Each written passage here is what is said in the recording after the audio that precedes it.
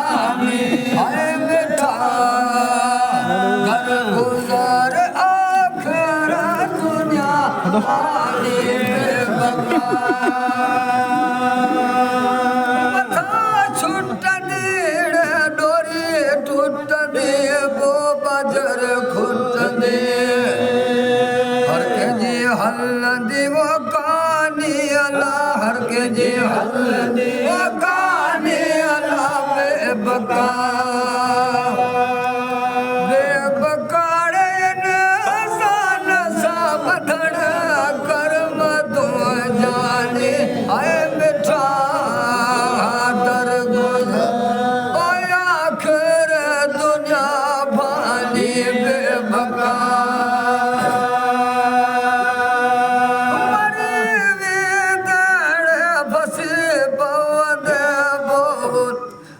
सीता पवन मोहत उभड़ दो तो मजा जानी मोहत उभड़ ओ तो मजा जानी बेबका बेबका इंसान सा बधड़ कर्म तो जानी आए मिठा दर गुजर बेबका हुसैन जय उम्मत छुट दीड़े शुक्र कंदी सा कलमा पढ़ने थिंदा रब जी सा मेहरबानी अल्लाह थिंदा रब जी सा मेहरबानी अल्लाह बेबका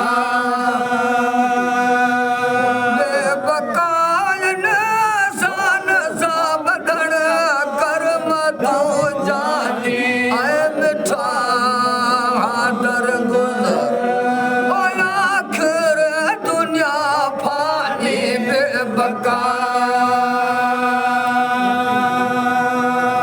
मौत वेदो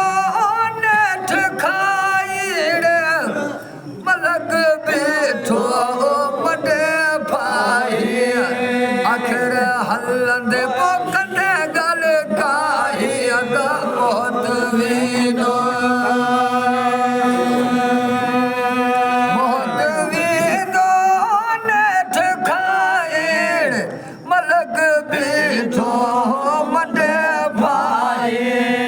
हलंदे पोकने गल काई अदा मौत वीरो अच्छा पवंदाड़ फिर न वेंदा पो रंग कराईंदा मौत जी निशानी अदा मौत जी निशानी अदा मौत वेंदा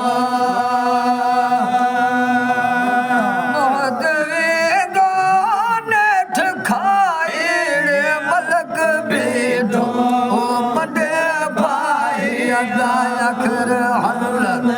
कटे गल काई अदा मोहत वीनो अखन से तोड़े कनन सुड़े तो दब की बंदा मजे तो किनागा दोहर दुनिया जाने किनागा दोहर दुनिया जा ओ आए ते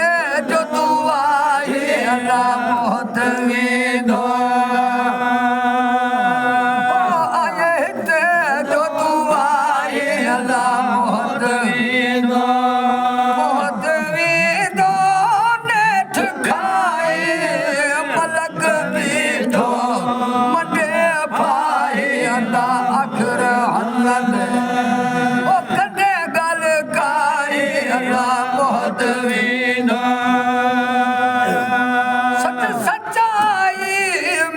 मदाई पोदल सफाई जया मिले तो के ओ चंगी का पढ़ लाई अल्लाह मोहत वीनो नेठ खाए मलक बीठो मडे भाई